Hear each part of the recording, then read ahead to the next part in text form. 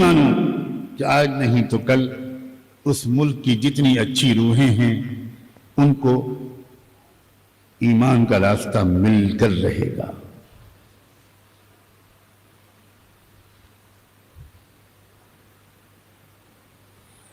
لوگ جس چیز کو بہت خطرناک ڈراؤنی علامتیں سمجھتے ہیں، اللہ کے سسٹم کو جاننے والے لوگ اسی کو روشن مستقبل کا آغاز سمجھتے ہیں.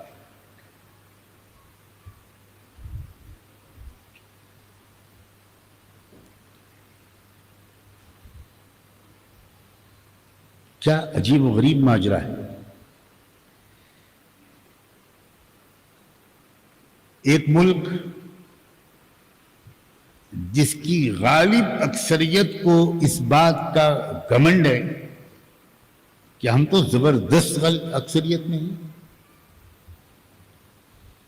باقی سب بے بس مجبور غلام.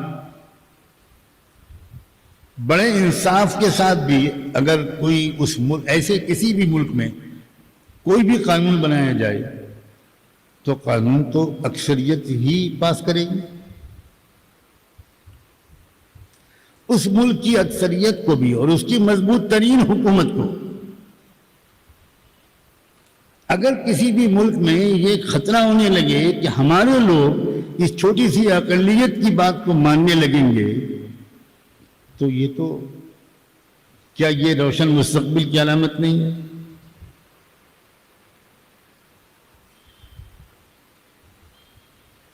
کم من فئة قلیلة غلبت فئة کثیرة بإذن اللہ.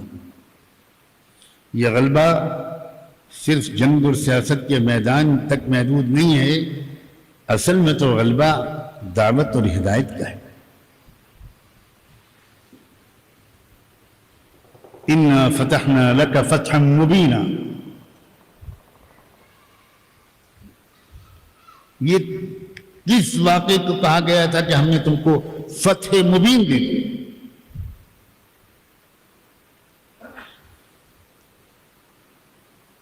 کسی جنگی فتح کے بارے میں قرآن میں یہ آیت اتری تھی. ایک ایسے موقع پر یہ آیت اتری تھی کہ ہم نے تم کو زبردست فتح دے دی، جس موقع پر کچھ ایسا سمجھوتا کیا گیا تھا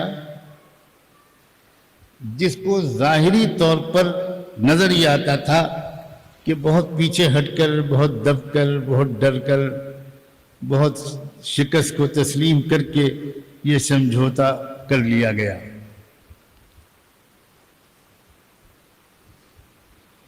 امید ہے کہ سمجھ رہے ہوں گے آپ لوگ. اور جو لوگ ایک بہت مضبوط قدم دیکھنا چاہتے تھے ان کی بھی سمجھ میں شروع میں نہیں آیا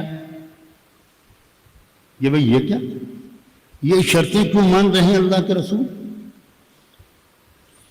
ایک بہادر شخص بے چین ہو کر ایک زیادہ سمجھدار شخص کے پاس آیا اور یہ کہا کہ بھئی اللہ کے رسول سے آپ ہی عرض کریں کہ ہماری رعایت میں اتنا دب کر صلح نہ کریں.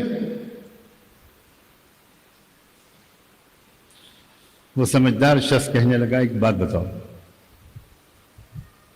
یہ جو مان رہے ہیں یہ کون مان رہے ہیں؟ اللہ کے رسول. اللہ کے رسول ہیں نا وہ؟ ہاں، اس میں بھی کوئی شک ہے؟ ان کا پھر میری تمہاری کیا حیثیت ہے کہ ہم کچھ جا کر وہاں رائے مشورہ دیں؟ رسول کا ماننے کا مطلب سمجھو، یاد تازہ کرو اس کو. ہاں ٹھیک ہے.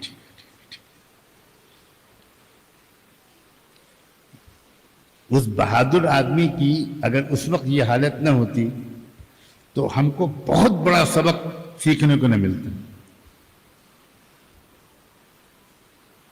کوئی وناسپتی گھی کھانے والا یہ بات کہتا تو اس کی کوئی حیثیت نہیں تھی.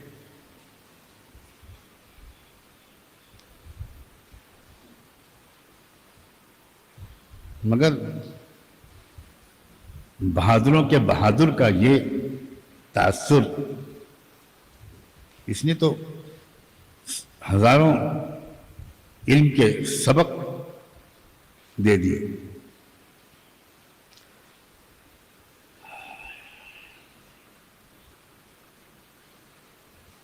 کیوں فتح کہا اس کو؟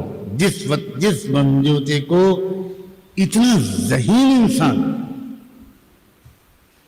وہ شروع میں یہ سمجھ رہا تھا کہ یہ تو بھئی ہماری رعایت میں اللہ کے رسول نے بہت ایسی باتوں کو مان لیا جو نہیں ماننے کی تھی. کیا مانا تھا؟ مانا یہ تھا کہ ہمارا کوئی ایمان والا بندہ یا بندی اگر جائے گا مکے تو اس کو روک لیا جائے گا، مدینے واپس آنے کی اجازت نہیں دی جائے گی. حضور نے کہا ٹھیک، یہ شرط تسلیم. اور اگر مکے کا کوئی جا کر مدینے جائے گا تو مدینے میں رکنے کی اجازت نہیں ہوگی، اس کو آپ واپس کرو گے. جی بہت اچھا، یہ بھی مان لیا. اب ظاہر ہے کہ یہ عجیب ناانصافی کی باتیں بتائی، مگر صلاۃ والسلام ہو رسول اللہ پر اور ان کی تیار کردہ ٹیم پر.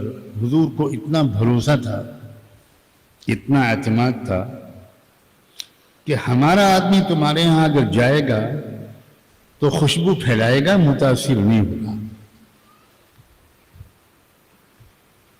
اچھا، تم اگر کوئی جاتا تو 3 دن کا ویزا تم دیتے، 3 دن کے بعد واپس آتا. جیسے اس سمجھوتے کے اگلے سال انہوں نے اسی سمجھوتے میں لکھا تھا کہ اگلے سال عمرے کے لیے آپ آ سکتے ہیں، بس 3 دن کا ویزا ملے گا. تو اب اگر مدینے سے کوئی جاتا تو تم 3 دن میں بھگا دیتے. اب تو تم خود کہہ رہے ہو وہیں رہے گا. سبحان اللہ، ہمارا داعی وہاں مستقل رہے گا تو ظاہر ہے کہ خیر ہی تو پھیلے گا. شاباش، تم تو اس کو اقامت دے رہے ہو، مستقل رہنے کی اجازت دے رہے ہو.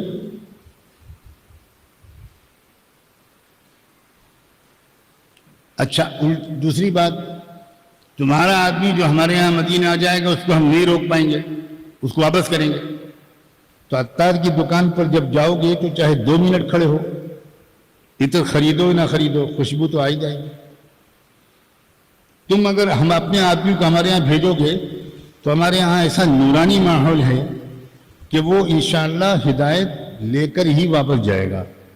تو ہم تو چاہتے ہیں کوئی یہاں نہ ٹھہرے. اس سے اچھی کیا بات ہے؟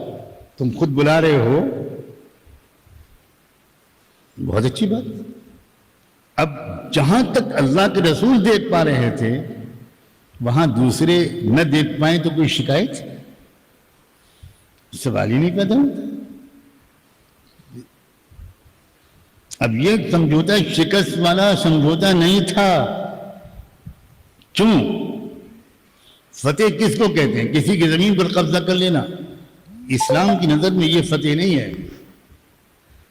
اسلام کی نظر میں فتح ہے اذا جاء نصر اللہ والفتح ورأیت الناس يدخلون فی دین اللہ افواجا. یہ فتح، اور یہ فتح تھی جس کے بارے میں کہا تھا انا فتحنا لک فتحا مبینا. چنانچہ 13 سال